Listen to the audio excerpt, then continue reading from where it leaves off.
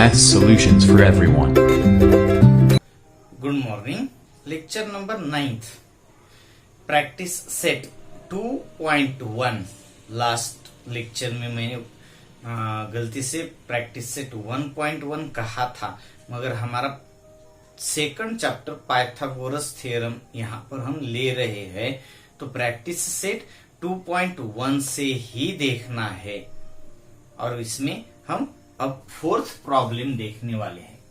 Problem आप अच्छे से देख लीजिए। इन फिगर आपके सामने है। फाइंड आरपी फाइंड करनी है एंड पीएस भी फाइंड करनी है using the information given in triangle PSR। इस ट्रायंगल PSR में जो इंफॉर्मेशन हमें दी गई है उसका यूज करके हमें आरपी की लेंथ फाइंड करनी है, पीआर की, और पीएस की लेंथ हमें फाइंड करनी है। अब यहां पर क्या दिया है और एक बात यहां पर दी गई है जो लिखना बाकी है 6, यानी एसआर की लेंथ हमें दी गई है। एंगल PSR राइट एंगल है, ये भी बात यहां पर हमें मालूम है। और एंगल SPR, ये जो एंगल यहां पर आपको दिखता है वो 30 डिग्री का एंगल है, ये भी बात हमें मालूम है। जो बातें हमें मालूम है उसका यूज करना आना चाहिए। 30 डिग्री का एंगल मालूम है, एक 90 का है, तो ये बचता जो आर है वो 60 डिग्री का ही होना चाहिए। क्यों? ये तो आपको मालूम होगा। ट्रायंगल के 3 एंगल, पहला एंगल, दूसरा एंगल और तीसरा एंगल, इन तीनों की सम 180 डिग्री होती ही है। तो इसमें आपको एक एंगल 90 डिग्री का मालूम है, यस। आपको P मालूम है 30 डिग्री का, तो R कितने डिग्री का बनता है ये आपको अच्छे से मालूम हो जाएगा। ये 90 प्लस 30 120, और 120 प्लस 60 किया जाए तो ही 180 एडिशन मिल जाएगा। तो इसका मतलब होगा R 60 डिग्री का ही है।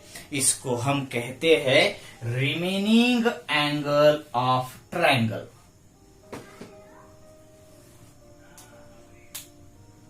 Remaining angle of triangle simple है, ये बात आपको अच्छे से मालूम है।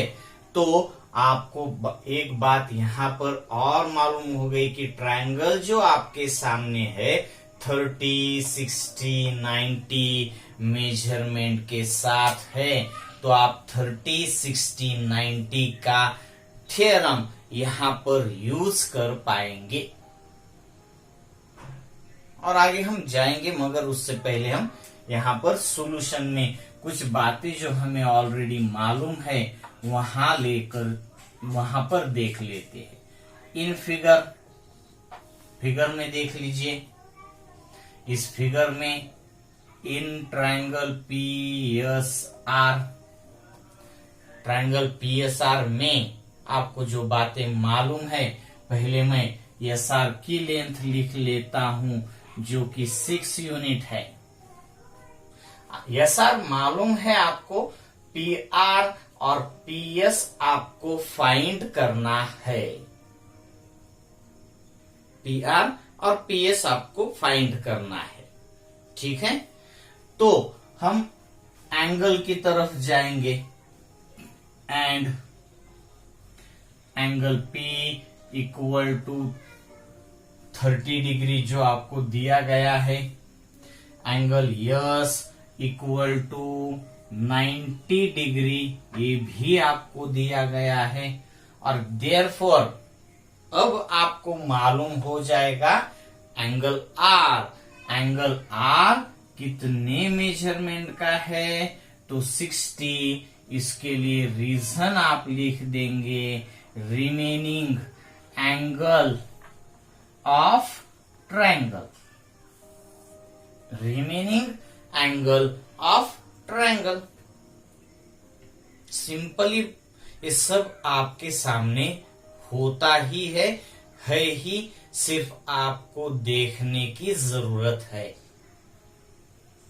तो आपको पता चल गया कि ट्रायंगल पीएसआर 30, 60, 90 का ट्रायंगल है।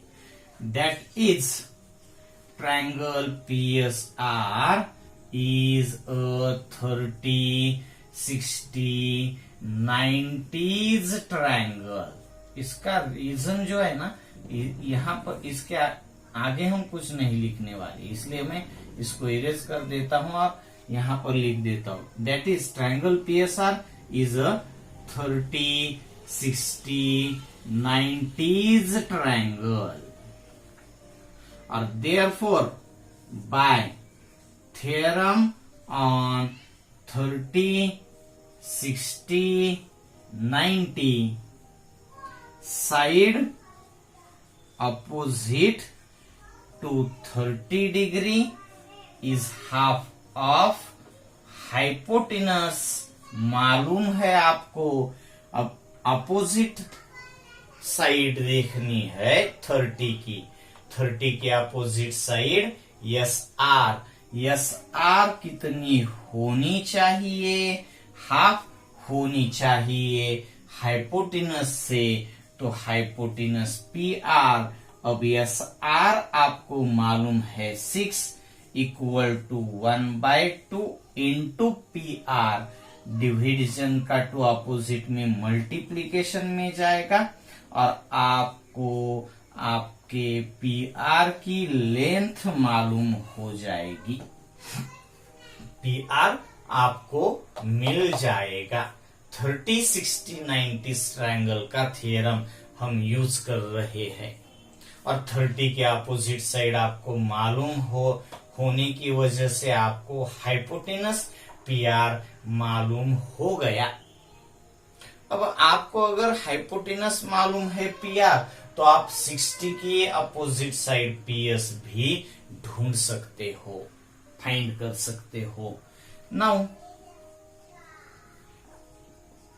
Side opposite to 60 degree is equal to √3/2 times of hypotenuse, यानी 60 के अपोजिट साइड पीएस कितनी है, √3/2 times of hypotenuse P R, यानी पीएस इक्वल टू √3/2 इंटू 12।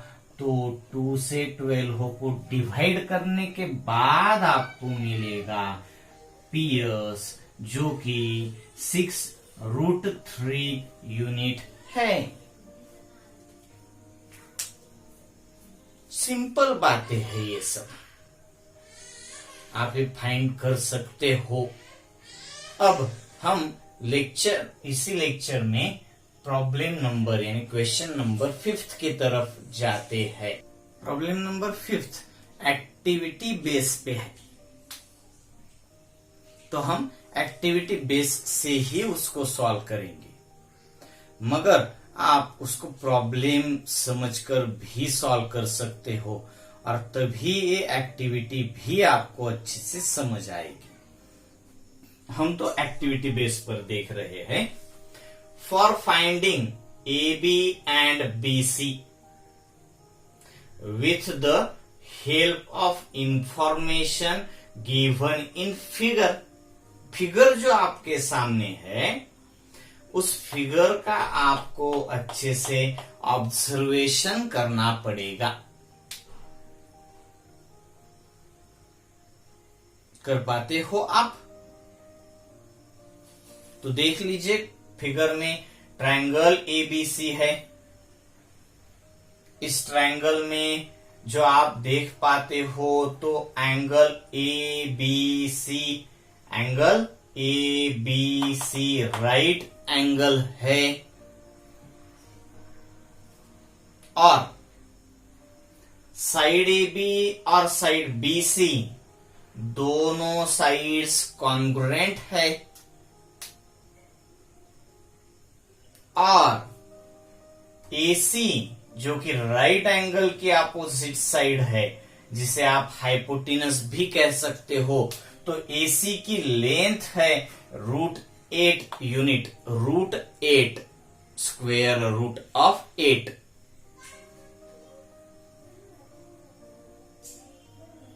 तब आपको पता चलता है यहां पे कि इस ट्रायंगल में दो साइड्स अगर कॉन्ग्रुएंट है तो AB साइड की का अपोजिट एंगल और BC साइड का अपोजिट एंगल, ये दोनों एंगल्स कॉन्ग्रुएंट ही होने चाहिए,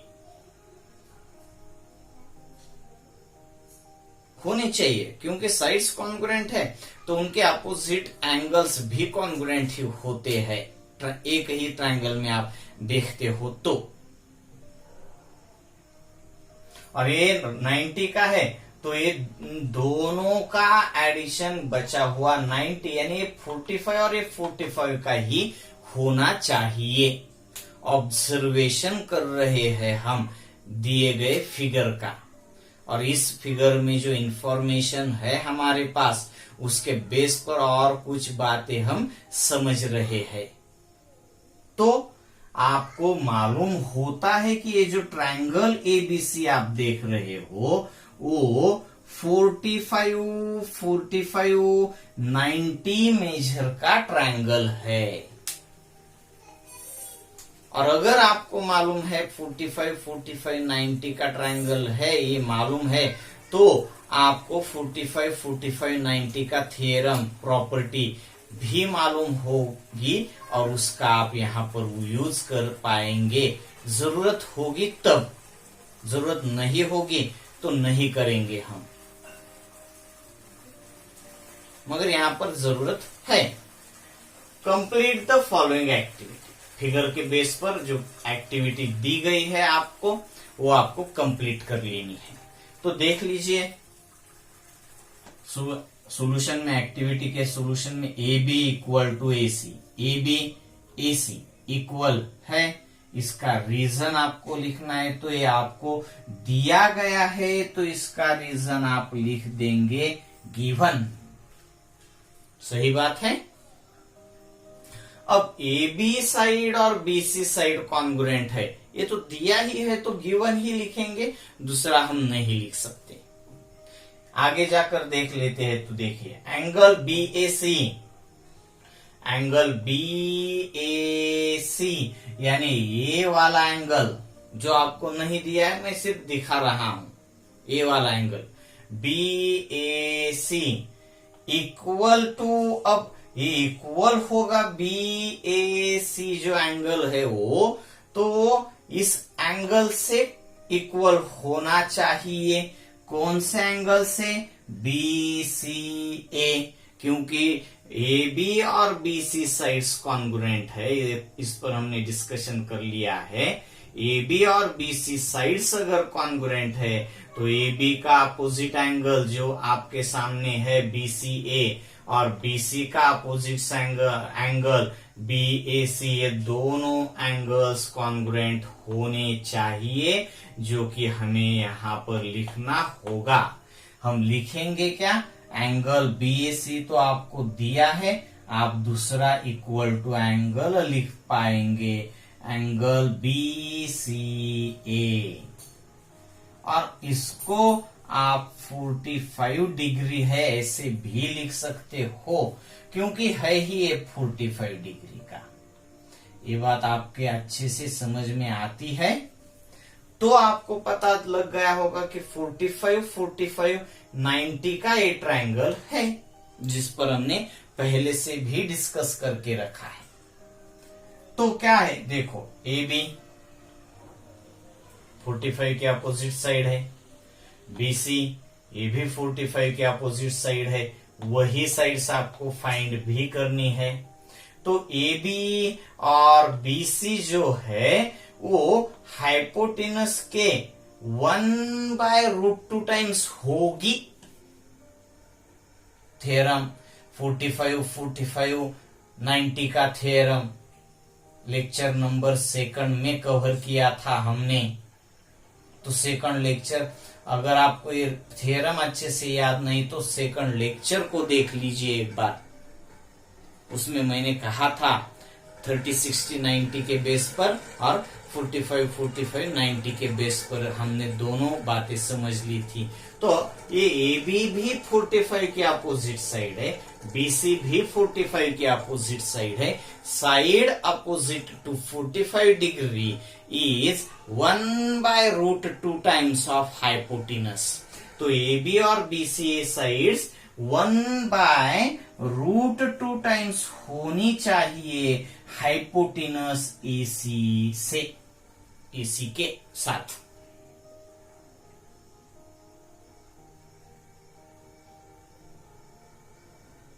अब आगे जाते हैं तो आपको मालूम है 1/√2 इंटू AC की वैल्यू यहाँ पर आपने लिख दी √8, तो यहाँ पर 1/√2 ही है, यहाँ पर भी 1/√2 है। इसका सॉल्यूशन तो यहाँ पर दिया है, मगर मैंने सिर्फ इसलिए नहीं लिखा क्योंकि हमें इस पर कुछ डिस्कस करना है।